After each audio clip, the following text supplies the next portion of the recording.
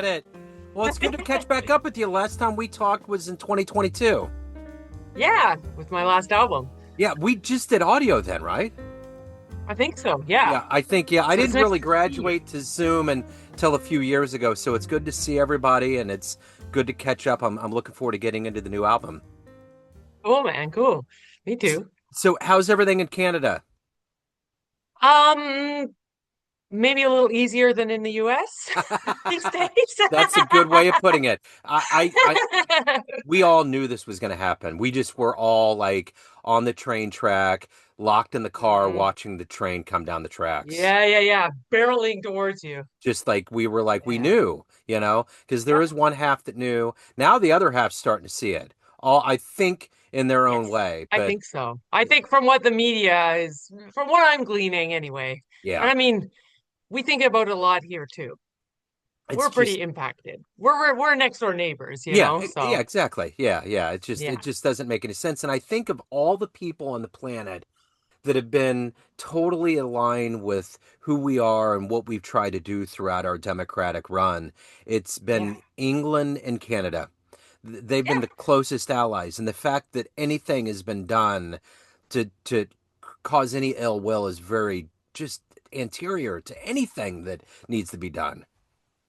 It's sort of insane. It's counterproductive. Yeah. It makes no sense to me. I mean, But yeah, the beauty of all of this is that at the end of the day, we have this respite known as music and more specifically jazz to help us get love through it. it. Love it. So that's it. I am so on board with So that's that. it. So Murmurations is the new album. I'm looking forward to getting into it. And I know that we talked a little bit before about surviving the pandemic, and I kind of want to rephrase this a little with what we've just talked about the world that we're living through. How much of going into the studio or getting on stage are you thinking about taking the audience away and giving them this place to escape into music? I mean, I've always felt it myself, that escape Yeah. through performance, through playing, just jamming, anything, making music, right? Composing. Um, and I love how you framed it that way because it's true. I think we really do. And we sense it from the audience. There is obviously this energy exchange, when we're playing. And I hadn't thought of it in like precisely those terms, but I think you pretty much like nailed it. I think it's awesome. It's like a Yes. little oasis, a little respite. Yeah. You don't have to Absolutely. think about anything else, Yeah. you know. Well, the one thing that inspired this album that will also take you away that a lot of people don't pay attention to is kind of just birds that are all around us. And Yeah. and if you really slow down and just look around, there's always a bird that's flying by or there's always something that's going on. I remember a story years ago of a musician that redid some Eric Dolphy tunes, and they were telling me how, and when Eric lived in LA, he used to literally go out with his horns and he would follow the tunes and the sounds of the birds and play to it. Oh, that's so cool. Right. So Wow. that was That's one of hip. the exactly, and that's one of the eclectic natures of how he would undulate around, and it didn't seem to kind of make sense. And I think a part of that was he was following nature's lead, and he was Yeah. doing it right. So Yeah, yeah, with yeah. with that being said, talk to me about this love of birds and how this album kind of the vision came to life. I don't think, I'm not an ornithologist or anything, Right. but it's sort of interesting because you did mention the pandemic a second ago, right? So I'm thinking like I think it was starting during the pandemic when all of our lives slowed down so much Yeah. that I started to notice birds in the backyard. But I wasn't like, let's write a tune or an album about birds. Yeah. I had seen that phenomenon. Like the murmurations is a specific phenomenon, particular to starlings, I think. And I mean, have you seen that before? Yeah. It's a trip, man, right? They're just making these shapes across the sky It's and they just insane. all move like with one brain or Yeah. something. Yeah. It's so cool. It's really hip. And there's this drive I used to do. My husband's parents used to live in a different city from us, and we would do this long highway drive, a few times a year to see them. And there'd be these fields and these starlings. I guess that was their hang, right? So we would see this phenomenon, the murmurations. We'd always be like looking out the car window. Oh my God, that's so cool. Yeah. And I think it just hit me as a metaphor for improvised music. Yeah. and how the musicians ideally are in tune with one another to that extent. You know what I mean? Yeah. It's Yeah. this sort of this almost telepathic movement. This one person goes in a certain direction and then everybody's just there, but without consciously thinking about Yeah. it. You know what I mean? Like if you're completely open and receptive to what the other folks are doing. So that was really the inspiration for it, for sure. It's like creative groupthink. Yeah, I have to get to a point where when I see that happen, it always happens. Like right now, we're starting to go through a weather change in Kansas City. And when I see it, and it'll happen kind of more in the spring, fall kind of times, I have to tell myself, do not pick up the camera and try to start taking pictures because I'm going to come off the road and I'm going to start undulating around because I'm just following this thing. And I'm like, because my whole goal is to get right underneath as they're flying over and get like all of those Oh, dots expanding because every single yeah. formation of bird is going to have a different configuration. It's going to look like Oh my order God, yeah. chaos. Yeah, yeah, yeah. Yeah, yeah, like you're completely immersed in it, Yeah. right? But I got to drive. I can't sit there and goof around with my camera and take pictures, right? But you know what's kind of cool? I think there's something to be said for not taking a picture of things Yeah, I that do we too. experience. Yeah. Because it's like too easy now. We all have our phones, and your first instinct, like I just got back from Italy, I'm like, oh, I better take a picture, I better take a video. But it's like, no, I better be in the moment and experience it, you I know? we got tickets to see the comedian Wanda Sykes back in April. And they have these Yes. bags when you walk in. Have you seen it? And you drop your phone? No. Yeah, yeah. It's like this Oh, weird. sweet. It's like a weird mesh bag that you put it in and it closes and you get it after the show. Okay. So everybody's wandering around, everybody's talking, it's loud, and it's like you reverted back to the 80s. Like you went into this Yes. time capsule and everybody, like the other night, I was covering a show at one of our historic venues known as the Folly, and Samara Joy was there. And they Oh, reminded nice. us, we're not going to take pictures, just enjoy the show. But I'm trying to cover it for the show. So I got a couple at the Right. end, but I basically really honed in. And she's incredible. I mean, to see a songstress like her blow the Oh, yeah. roof off and all of She's these heavy. people in their 70s and 80s that hardly get out of the house or jumping up out of their seats like it's a Yeah, church revival, yeah. right? I love Yeah, it's awesome. that. It's totally cool. So, talk to me a little bit about the players that you assembled. What was kind of the chemistry that you were going for to make this album? I didn't assemble players to make an album. These are the guys I play with. Okay. So that's, you know what I mean? I think Yeah, there's a distinction. sure. One of the guys I've known for a really long time because he's my husband, and we go way back musically, and we have a life together. We have kids together, Yeah, So obviously we have a very deep personal connection, but we have obviously a super deep musical connection as well. So when I sure. talk about the telepathy, like, when you know someone so well and you kind of can finish each other's sentences. Yeah, yeah. Yeah. So it's like that musically. Absolutely. So, let me ask you this. At this point right now, when you're promoting this album, you've recorded it, you've been in production, now you're in the final stages and you're already probably looking at other things, to a certain degree. Yeah. Yeah. Sure. Is it Yeah. always weird to be able to be in this position of talking about something that's so far in the rear view when you created it? That's a great question. It is a little weird, but it's kind of cool because I think there's a lot that goes on subconsciously throughout the whole process. Yeah, And through talking about it after the fact, at least I get more insight into my own creative process and even just into myself. Like it's a path of self-discovery almost. It's kind yeah, of cool. I don't mind talking about it. Um, I mean, I like talking about it for that reason. The weirdest thing is just talking about yourself a lot, I find. You know, most of us, it feels a bit weird to put yourself out there. I feel like I'm just a person. Making art is such a private thing, yeah, really, right? It happens in a room usually by yourself or with the band. yeah. Um, I've never really sought the spotlight per se. I think it's just a thing I have to do. I do it. I have to do it. I'm compelled to do it. So it's not about sort of putting myself in the spotlight. Yeah, like I was saying. It's almost like I think that it's almost like an audio journal. Like I write poetry a lot. I just published my first book last year, and I've done it my Hey, whole life. congratulations. Thank you. And I've never thought about it as a journal, but when I look back on stuff that I've done, it is kind of like a journal. And I would think, and Yes. sometimes I'm like, it's like, wow, I was thinking that was kind of where I was at. Do you ever think Yeah. that with music when you look back to previous recordings, you're like, Oh, wow, that was a whole different era? And 100%. Yeah, yeah. Tunes I wrote and I realized, oh, that came from that experience. I mean, yeah, everything comes from your life experiences, yeah, right? yeah, For me, I mean, when I'm writing music and performing music, it's not an intellectual exercise. right. I'm not like, oh, what if I did this cool harmonic substitution over this and then use these certain intervals or, whatever, explored this metric, whatever. Um, for me, I think it really primarily comes from life experiences. And it's interesting we talk about nature because a lot for me is about my experience in nature. Um, so, like you said, you sort of go back to older work Yeah, and you see where you were in your life and what the life experiences were that were happening at that time. And it's often pretty strong life experiences that will, I don't know about you, but will send me to the piano, yeah, to sure. write something or to play.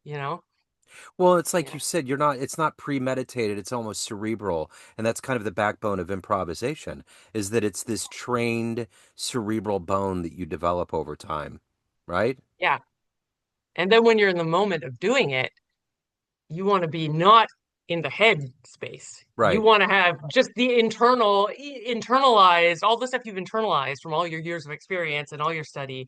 You don't want to be thinking about it, you know, as thoughts. Right. You want it to just be in this state of free flow. Yeah. Yeah. And when you're doing that, it's muscle memory, but you're letting life wash over your brain. Yeah. Yeah. Yeah. And it's just this openness. It's like I think it's really important to make a distinction between the practice room and the performance, Yeah. right? Yeah. Like in the practice room, I think you should be sort of critical, if that's the right word, I guess, critical of what you're doing in the sense of analyzing what you're doing, what needs improvement, whatever, thoughtful about it and critical about it. But when you're in the zone of playing, so performing, recording, you need to be, it's tough. You need to completely let that go. Yeah. You need to try and get rid of that little voice, over your shoulder, like, Yeah. oh man, that note, whoa, that sucked, or oh, it feels a little like you're rushing, whatever. You can't have that voice. It's Yeah. like a meditative practice almost. It's like you got to get rid of that and be just in the flow of the energy, flow of Yeah. what's happening in the room in the moment. I went to a practice space, a recital practice space for the Kansas City Jazz Orchestra last year. I'd never really been behind the scenes like that. And it was interesting to watch how all the dynamics came together because it's a big outfit. And then the legendary Bobby Watson walked in. And then the Oh, legendary singer, native to Kansas City, Deborah Brown, came in. And it was just interesting to see how all the players interacted with that and how they could take over and how their experience played into it. And just like all of those pieces are vastly different from what we will see in a live performance. But the nature of the jazz community is that you're such well-oiled machines, you can just go in because when you tour and you play together, you just knock it out when you get in the studio. yeah, yeah. I mean, ideally, anyway, for this album that we're talking about today, like we had just been playing since, well, me and my husband forever, and with Louis-Vincent, the drummer, we started getting together really regularly during the pandemic. Um, so it was a good 5 years before recording Yeah, that we just had like been playing this material. And we all write tunes. That's a cool thing too, right? So we yeah, all write tunes. We'd rehearse here at my house because I got a nice piano. And so we would get together and rehearse, say Louis Vincent, the drummer brings in a tune. He's like, check out this tune. And we would give him, our feedback on it. And we can, switch this section with that or whatever, and vice versa. And what about this feel on that tune? Whatever. So it was sort of a real collective experience. So then, like you say, like by the time we get to the studio, yeah, we've played it in the practice room, of course, but then of course we've done a bunch of gigs, we've performed, toured, whatever. You get to the studio, ideally you reach that point where you are, I don't want to use the words automatic pilot, but for lack of a better phrase, you're kind of on automatic pilot in that you know the material so well yep, you're not thinking about it on that level. You're Yeah, just sort of letting it flow out. letting it flow. So what are you doing for live shows, promoting the album? Anything coming up for you as we kind of head into this holiday season? I actually just came back from doing a bunch of touring. Okay. So now I'm about to go on to a little bit of a break. I've got some cool stuff in the spring. I think one of the coolest things that I'm looking forward to is my first time, well, even visiting, let alone performing in Japan. Oh, cool. So I'm going to bring this music over there. It's actually in a little bit of a different format because my husband and I have an old friend who spent some time in Montreal. He's a Japanese tenor saxophone player, Masashi Usui, Yeah. and he has sort of set up some stuff for us to do as a trio. So drummerless trio. So I'm going to be bringing like some of my work from this album over there and sort of integrate him into that. And that will be um, basically first half of March. And then we're going to go across Canada to some various places across Canada. He's Well, going to join us there. the Japanese love jazz musicians. Yeah. That's gonna be totally cool, huh? Have you been over there Oh, to play? huh? Have you been over there to Pardon? play before? No, no, no. It's my first time. I'm Wow. so stoked. Yeah. Everybody I know who's goes, like, they say it's like a haven for jazz Yeah. musicians. Uh, it just seems amazing to me. It's really cool. We're gonna play in like 6 different cities. So, and all the clubs are different. There's like really, really well-known clubs, really well-established clubs, and then there's like a Buddhist temple Yeah. where they brought in this special restored, um, I think it's a Bechstein piano, and I don't know, just all these different venues, small and large, and different communities. Man, I'm super stoked for it, and I love Japanese food, so. Oh man. Yeah. Yeah. That's what I would love. You know, I would just talk to a musician that went to China and said that there's clubs and they're starting to Yeah. really get into jazz over there. He was over there like I've 10 done it. years ago. Yeah. And he said it's I've done it. crazy. So my first time in Asia was actually last spring, and I was in China. It's hip, man. Yeah. There is so much going on, but there's just this disconnect between China and the rest of the world Uh-huh. almost. You know what I mean? Yeah. There's this sort of digital iron curtain. You Uh-huh. know what I mean? So you don't sort of get a sense from here. I was so surprised what it was actually like once I got there. Yeah. We were able, we, man, it was hip. We did a residency in a jazz club in this city called Hangzhou, Uh-huh. which you've maybe never heard of. Yeah. It's bigger than New York. Yeah. And we were there in the same jazz club 26 nights, Wow. 6 nights a week for over 4 weeks. Wow. And we got to play with all these local musicians, younger musicians, musicians from like Shanghai, other cities came in to play with us. So hip, man. And they're Wow. so open, just so open to the music and open to meeting, wanting to meet people. And That's I felt great. it like warm, inviting kind of everywhere we went, all the people we met were super warm and inviting and curious and cool. Yeah. Yeah, this musician I talked to, his name is Mark Sherman. He's a vibes cat. He said that they were Oh. filming him. He was like Beatlemania. They were Yeah, just yeah, yeah. You feel like you're a superstar. You're like signing albums left, right, and yes. center. That's and you should It's feel just me. and you should feel that way. I think about the way America, like, I think all the time about the fact that Bobby Watson is in Kansas City and will just pop into clubs and pop into places and how absolutely legendary he is. And he should have a billion people around him all the time. And I it's right? agree. And then I think Yeah, about that just with jazz musicians and just I mean I know I'm biased because I have a jazz show, but I really believe that of all of the genres that are out there, there should be more. There should be more of that adulation going down, but at least you got I it. mean, hey, I can't argue with that. Right. Right. Absolutely. So the one thing we learned through the pandemic was, you know, making it clear how fans can support you and get albums and do it the best way. What's the best way to pick up this album and to support your previous work? Anything else that's going on? I think the easiest way, I mean, we are best supported by people buying physical albums. Yeah, There are still a lot of people that listen to CDs and LPs. I think the best platform that people can find our albums on, myself included, is Bandcamp. yeah, So I always tell people Bandcamp because my music's out on all these streaming sites. You don't see a cent from the streaming sites. You Yeah, know what I right, mean? right. Yeah, Um, so I really encourage if people want to support musicians, well, obviously go see live shows. I yeah, mean, come on. yeah, That's a no-brainer. But if you're out of town or whatever and you just want to support, you want to buy the album, Bandcamp. absolutely. Google Bandcamp, Kate Wyatt, or Bandcamp, whichever musician you want to support. Cool. I will put all of those links in the show notes. Kate, great to catch back up with you.